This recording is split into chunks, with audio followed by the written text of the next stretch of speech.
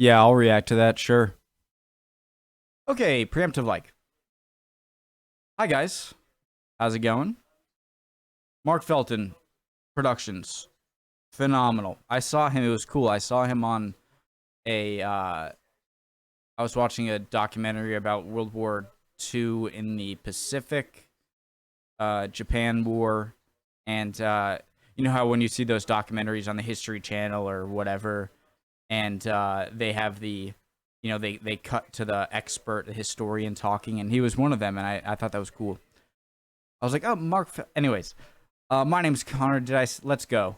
Ukraine war spreads to Turkey. Sea mine threat. Turkey. When I think of Turkey, I don't exactly think of a weak country. It might not be on the level of U.S. or even a France or Japan or UK, but I'm no expert. Let me know if I'm wrong, but I do not think that they are incapable. I think that they're pretty strong. So let's see, is Turkey about to be brought in?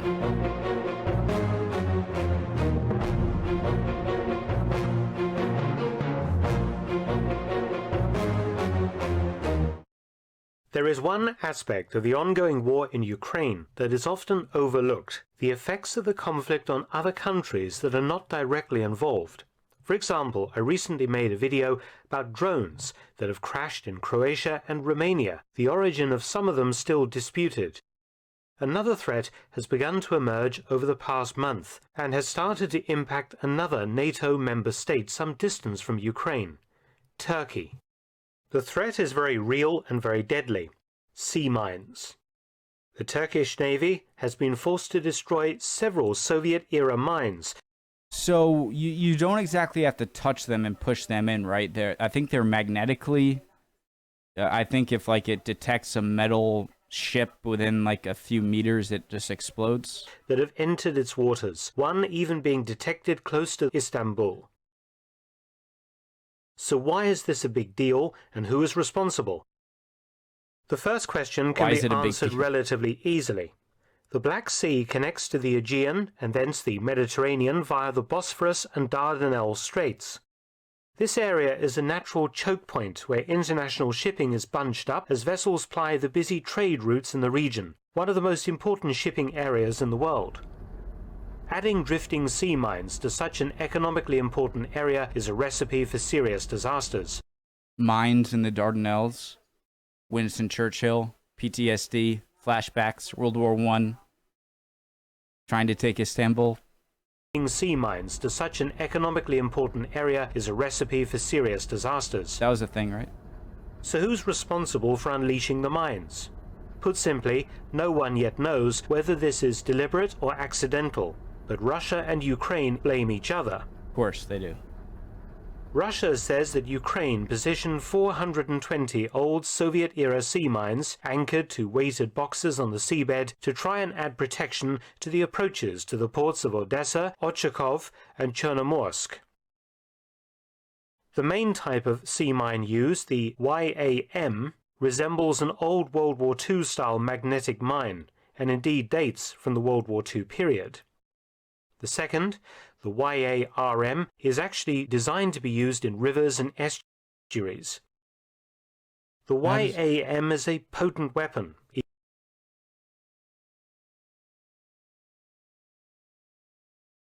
easy to use and weighing 172 kilograms. Its explosive charge is 20 kilos. They are normally suspended 1 to 2 meters beneath the surface in fields, their horns attracted to the metal hulls of passing ships. Russia claims that a storm in the Black Sea...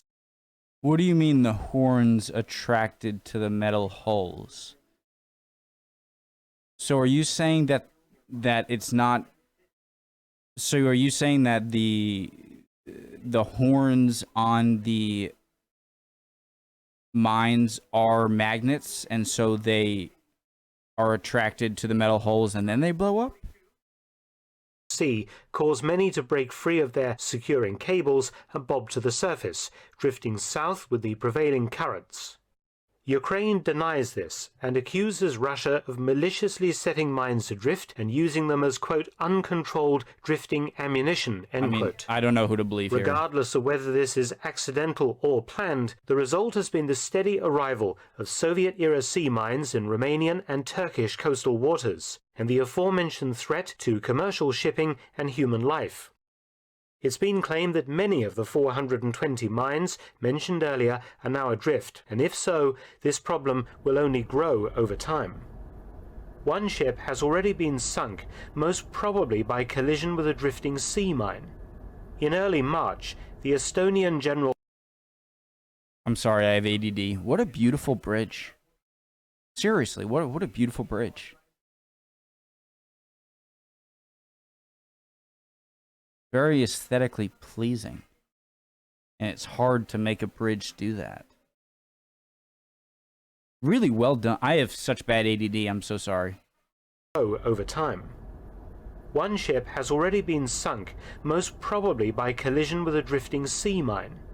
In early March, the Estonian general cargo ship MV Helt was at anchor some distance off the Ukrainian port of Odessa when it was hit below the waterline by a large explosion.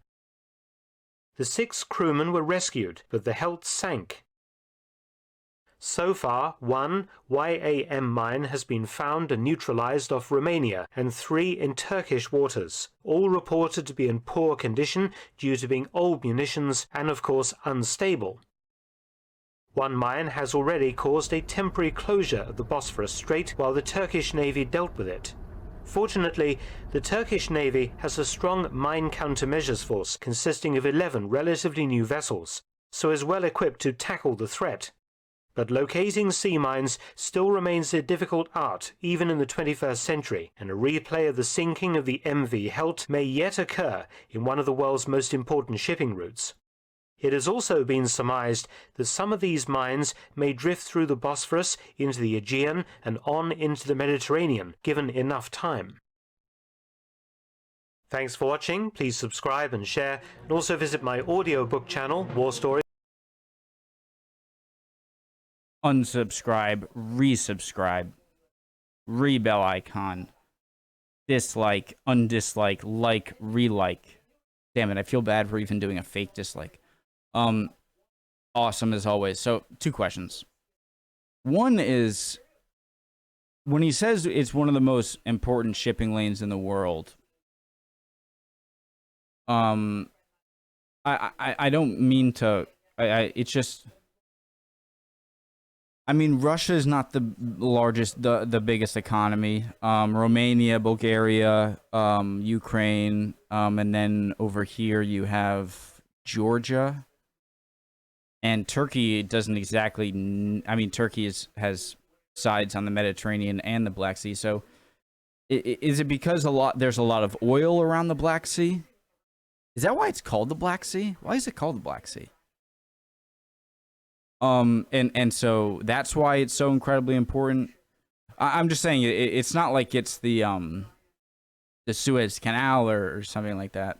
And another thing is, when it comes to like stuff, I think people are very susceptible to this. Because, like, this is an example.